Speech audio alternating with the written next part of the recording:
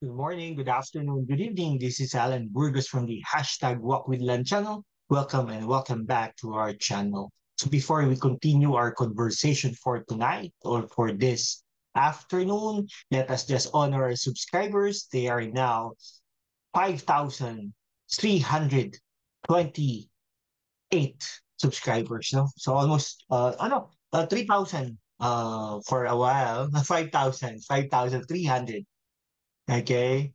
Yeah, wait lang. Let me check just to make it sure. 5,232 subscribers to be exact. Okay, so 5,232 subscribers coming from all over the world. Okay, especially the United States of America, South Korea, Canada, Japan, Middle East, South Asia, Southeast Asia, okay, Europe, okay, in UK, United Kingdom, in Germany, in Denmark, no, every place in the world we have a subscriber. Thank you so much for all of you. Okay, so ang pag-uusapan po natin today is all about a mayor, a mayor of um is mayor, no? Mayor of Pasig City, no? His name is Vico Soto. Okay? So ang ano natin ngayon, ang engagement question natin ngayon, ang question natin para sa inyo, mga kababayan ko, mag-comment po kayo down below, no? Kung si Vico Soto po ba ay may pag-asang maging pangulo, no? May pag-asa kayang maging pangulo, no? Okay? So bata pa po 'to, no? So siguro hindi to ngayon ang panahon na ano no na maging ano siya, maging pangulo. Pero sa mga darating na panahon, okay? So pwede na siyang tumakbo bilang pangulo ng bansa. Okay?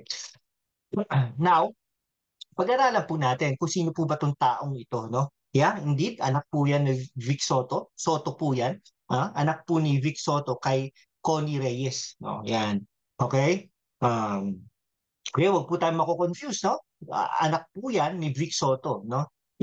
Hindi po yan si Vic Soto. Okay, baka to may mga usap-usapan dati na nanalo siya dahil talagang ginamit yung pangalan ni Vic Soto, no? Eh wala namang masama, tatay naman niya yun, no? At saka si Vic Soto naman, nakampanya naman para sa kanya, no? Okay, ang pangalan talaga nito, ang tunay na pangalan ay si Victor Maria Regis Vico Nubla Soto. Uy, Nubla, no? Meron tayong may kaklase tayo ng koleyo na Nubla ang apelido. Okay? So ang pronunciation nito ay Vico o Vico. Vico. Minsan nga, kaya nga no, nung 2019, no, ewan ko, totoo, no, baka propaganda rin nila Vico to, na pinagbawal daw no ang mga pagkaang biko do sa palengke ng Pasig dahil ang mga Eusebio nga naman dati no. Pero alam niyo po ba ang Pasig po dati ay maganda po maganda, Green City po 'yan. Talagang lumalaban po 'yan sa Makati City, no? May mga punto pa na mas mayaman pa po 'yan sa Makati City, no? At saka dami pong infrastructure sa Quezon City, ay sa Quezon City, sa Pasig City. At ang paglilingkuran, no, ang bawat mamamayan. Hindi lang po yun yung mga basket-basket, pero talaga na paglilingkuran. Kaya lang po, siguro, sa tagal nila, hindi nila naalagaan yung kanilang posisyon, no? Okay. Now, ito po si Vico Soto rather, ay nag-umpisa po ang karera niya na bilang politiko, no? Nung tumakbo po siya bilang konsihal, no, noong 2016, no? Syempre, independent, nanalo po yan, no? Dahil po naman, anak ni Vic Soto, no? Talagang he ran and won as an independent, no? And then nag-serve po siya sa city council. Independent po siya. So after po nun, okay. After po nun, sumali po siya sa partido po ng Maroko, no? Partido po ng Maroko ay ang Aksyon Demokratiko, no? Tingnan niyo po ginamit niya ang Aksyon Demokratiko para meron siyang vehicle to run and won as an elected mayor, as a mayor of Pasig City in 2019, no? Ang platform niya po kasi bata no?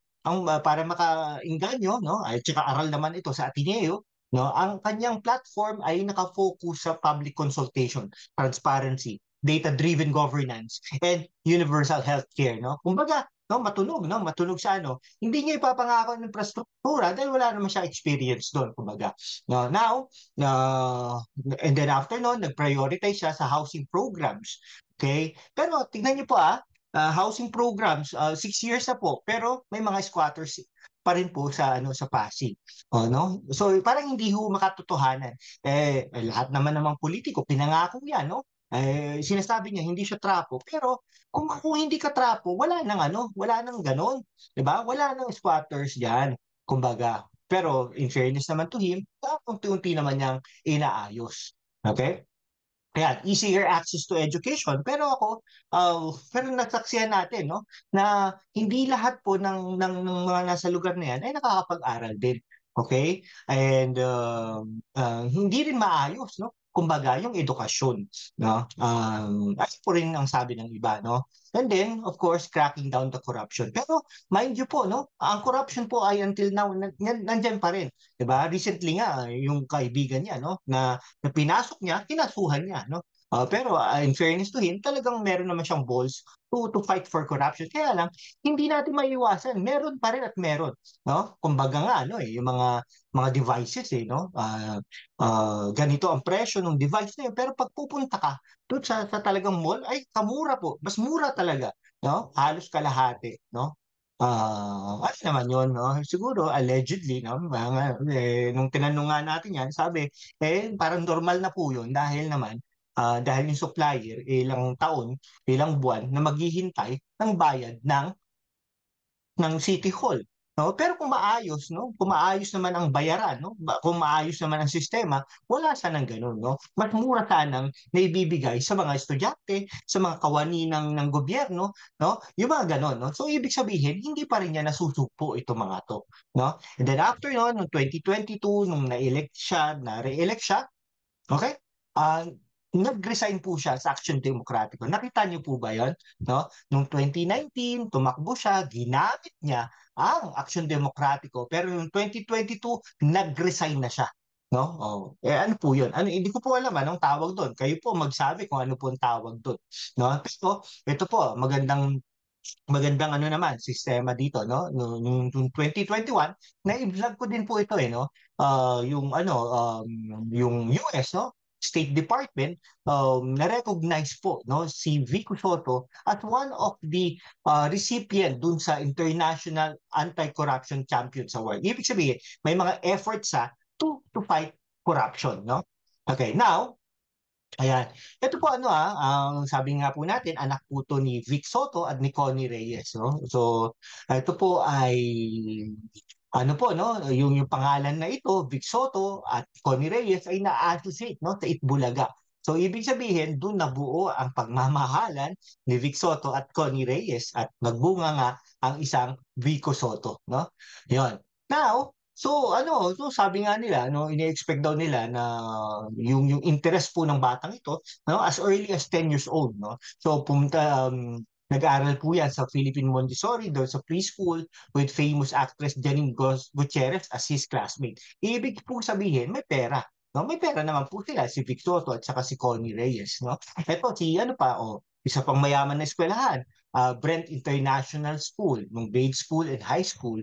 And then nag-graduate po siya ng political science sa Ateneo de Manila University. So, ano po to, no? Batang Brent School, batang Ateneo, batang Montessori. Ibig sabihin, may pera po yan, no? Okay? So nag-masters po yan sa public management sa Ateneo ulit, no? So ibig sabihin, magaganda po yung eskwelahan dahil maganda rin po ang kanyang pamilya, may pera, no? Magkano lang kikitain ni Vic Soto, no? At saka Connie Reyes, talagang na yan, no? Talagang aral na yan, no? So sana all.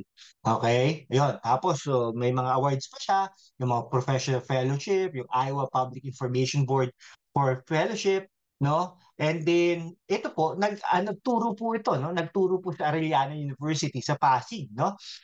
Social science ang tinuro niya, no? Si teacher or si prof, no? Vico Soto. Okay, nagturo po 'yan. Okay, naman, pwede naman siya magturo dahil nga naman po, no? Naman siya, no? Masters naman, no? Oh.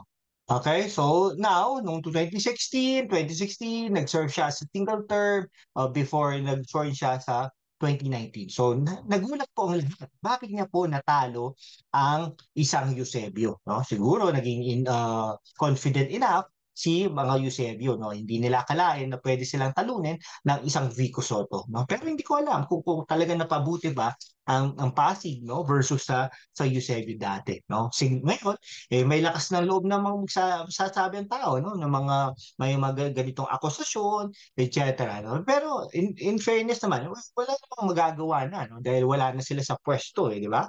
Okay, pero ay titignan mo yung isang banda ng Pasig, no, nung mga nakaraan, no, ang Pasig ay ganito, no, talagang tinitingalayan ng mga tao, no, except yung mga corruption at saka yung mga drugs na yan, pero sa isang banda ang Pasig ay Pasig. Okay, pero ngayon tingnan mo naman, di ba? Makikita mo rin naman. Siyempre, sasabihin ng mga nakikinabang dyan, no? Yung mga officers, mga managers dyan, mga public officials dyan, siyempre, sasabihin nila yun na magaganda para kayo, no? Isang ano, yung Akaw, di ba? Pero napatunayan natin na tama pala si Akaw. Okay? Kasi nag-uusap-usap na naman sila eh. Ibig sabihin, walang kaso, hindi kinasuhan, etc. Kung ano yun, di kinasuhan dapat ng mayor ng Pasig City. Okay? Alright. Isa-isahin natin yung campaign po ni Vico Soto noong 2019 ay Big V, no? Big Five. No? Big Five. No? Yung parang universal healthcare, housing programs, education, public consultation, and anti-corruption efforts. Pero yung sa isang banda, parang may mga hindi naman po, kunwari yung universal healthcare, ganyan, parang, ewan ko ba, may mga nagsasabi po na hindi naman daw po ganun ka perfect ang healthcare kung sa isang banda, no? Yung housing programs, katulad nga po ng pagsabi ko kanina, may mga squatters area pa rin doon, no? So ang balak po nila, bumili po sila ng parang in-house program na kumbaga doon na mismo. Pero pumunta po kayo diyan, no, sa Pasig, ikutin niyo po, mayroon pa po mga squatters area, no? So 6 taon ba ganun katagal bago mawala itong mga to na magkaroon ng sariling bahay, no? Yung edukasyon. Okay, so hindi pa rin naman po perpekto, no? Pero syempre, nagbibigay effort din naman ang Mayor Vico Soto regarding sa edukasyon, pero nakukulangan pa rin po tayo, no? Public consultation. Oh, minsan nagagalit siya eh. Nagagalit siya. Yes, hindi. Nagkakaroon ng consultation, pero pag salungat niya sa kanya, no? At may mga nagtutumbong na sa kanya, no? Ang ibig sabihin nun ay hindi na niya kakampi at galit na siya, no? Nakita niyo po ba paano magalit itong batang ito? 'Di ba? Tingnan niyo na lang po. Okay? Yung anti-corruption efforts din. Okay? Alright. Now, ano pa no, yung sabi nga natin healthcare ganun. Pero ilang ospital po ba no ang naipatayo? Ilan po bang bedrooms or rooms ang naidagdag? Nagtatanong lang po tayo no kung ilan po ba no? Pakisagot lang po kung meron po kayong alam regarding this one, no? Ayan. Ayan. Now, pagkatapos po doon ano siya yung Pasig ay sobrang dami ng before niyang nag-surf, nagpa-function po yung mga yan, no? May mga gamot, etc. Pero nung kay Soto po, sabi niya, ay kailangan pa daw dagdagan. Hindi ko alam po bakit. No? May narinig lang po kung bakit ganun po ang gusto niya. Pero ano na lang po dyan, no? Paki-comment na lang po dyan, no? Okay, so now, yung natin, yung nag-scholarship pa siya, more accessible to Pasig residents by simplifying the requirements of application process. Pero ganun pa rin po, no? Pila-pila pa rin, no? Pila-pila pa rin. At saka ilang daan or ilang libo ang hindi nakakapag-aral sa Pasig, sa pamamantasan ng lungsod ng Pasig. Hindi po natin alam bakit po, no? Okay? Tapos pag nandun na, syempre, ano pa rin po, no? Basta po, marami po talagang no? And then, okay, so sabi niya, new normal, meron ng no, may tablets and laptops. Ito po yung sinasabi natin, yung tablets and laptops, no? To its public students, no? School students from elementary to high school and college. And of course, their teachers. Pero okay lang po yung maganda naman yung mga laptops eh. Pero yung mga tablets sa mga bata, parang hindi po rin maganda. Okay? So ang nangyari doon ay sobrang mahal, no? Nakita ko po kasi sobrang mahal po, no? In comparison to ano, sana po ano. Pero baka naman po may mga rason doon, hindi po natin alam, nagtatanong lang po tayo. Okay? Ayan. And then, siyempre, nag-promise, politiko no? Nag-promise siya na laging magko-consultation process. Pero tignan niyo po kung nagkakaroon ba ng consultation process. No? Sige, siguro yung ano, meron din po yung ano, informally or formally na ginagawa. Kita din naman po yan.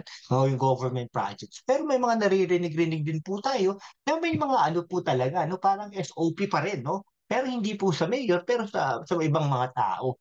Okay? So sabi nga niya anti-corruption siya, no? May mga anti-corruption drives siya, no?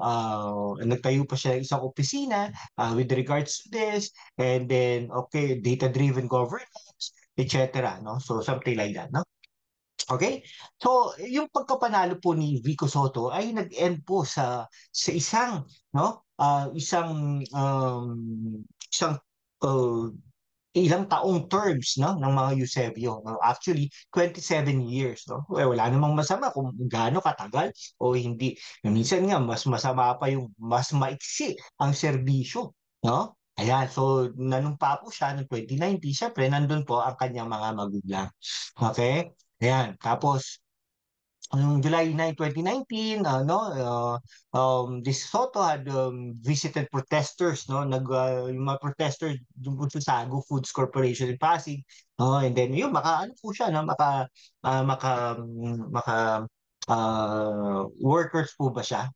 Something like that. Okay, so nag-intervene din po siya doon sa Regent Foods Corporations, tapos against po siya sa Pogo, pero nagkaroon din po siya ng ano no no ng ano no na nung parang nung pandemic no sinakay niya yung mga ano sa tricycle something like that o bakit daw ano no so sabi naman niya parang sabi niya ay talagang open area yun di ba something like that siguro meron naman may point din naman siya doon no. Okay. Ayan, tapos dito po nagmi-meeting no yung mga ano no hindi po to ito minsan hindi po to nagsususpend yata ng mga ano no ng kapasukan. Kawawa yung mga bata, kawawa yung mga guro, no? Ayan. Okay, so sa mga syudad, no, parang ito siya pinakahuli, no? Now, ito po si ano, hindi niya po sinuportahan, no? Si Mayor ay si President Marcos, no? Siguro hanggang ngayon hindi niya sinusuportahan, no? Pati si Vice President Sara Duterte, no? Ano to? Hindi lang niya nilalantad, pero ano yan, makaleni yan, hindi lang niya nilalantad, no? So hindi nga niya sinuportahan ng kapartido niya, no? Kaya nag-resign siya si ano no si Isko Moreno no naman 2021 no o nag-announce siya ng re-election kunwari ano pa no hindi pa siya nagre-re-elect something like that pero ay, politiko to, magre-re-elect at magre-re-elect to. So, 2021, nagre-elect siya. No? Nag-announce siya na magre-re-elect siya. Okay? No, ngayon, di ba? Alright, so wala pa siyang running mate nung vice mayor in 2019, no? Pero ngayon, he selected noong 2022, he selected no the former Pasig representative Robert Dudut Jaworski. Sana no, I pray and I hope that in the next election, Robert Jaworski Jr. no will run as a mayor of Pasig City. Para ano naman maganda yung contest at makita natin ang tunay na pagbabago sa Pasig City, no? So meron siyang partido, local party, ang tawag nila ay Giting ng Pasig, no? So, okay, so halos lahat ng konsehal ay nasa kanila, no? So, something like that, no? Si Vice Mayor Iyo Bernardo, no? At saka si Ian Sia ay natalo niya, no? So, Iyo Bernardo at saka si Ian Sia, they were, ano, no? They were endorsed by Vice President, no? Sara Duterte and President Bongbong Marcos. Pero natalo pa rin niya. Siyempre, ano po local incumbent, anak ng artista, no, gwapo, ay may pinag-aralan din naman, maayos makapagsalita. Syempre, iboboto yan ng tao. Okay? 'Yun. Alright. Now, yung political affiliation niya, yung kay ano lang, ang tawag doon kay Raul Roco, former Senator Raul Roco. Pero other than that, wala na. Okay? So, yun. Okay, so mga ano niya, oo, nung ano pala, nung anong tawag dun, nung nanalo siya bilang konsehal, number one pala siya, okay? Number one pala siya dun sa first district. Okay, ang pangalawa dun ay si Ferdinand Avis. Avis yata ay ano to something parang basketball player in the past, if I'm not mistaken. Tapos si Ori Rupisan, no? Richie Brown also, si Alejandro Santiago, and Reggie Valderrama. No, panghuli, no? Yan. Okay. Ay, si Kiko, tingnan nyo, no? Si Kiko Rostia, talo pala dati noong 2016, 2019. Okay? Nung mayoral election naman, ang laki, tambak pala si Bobby Eusebio at the time, no? Okay? Noong 2022, tambak pa rin, lahat tambak si Iyo Carunjo Bernardo. Okay?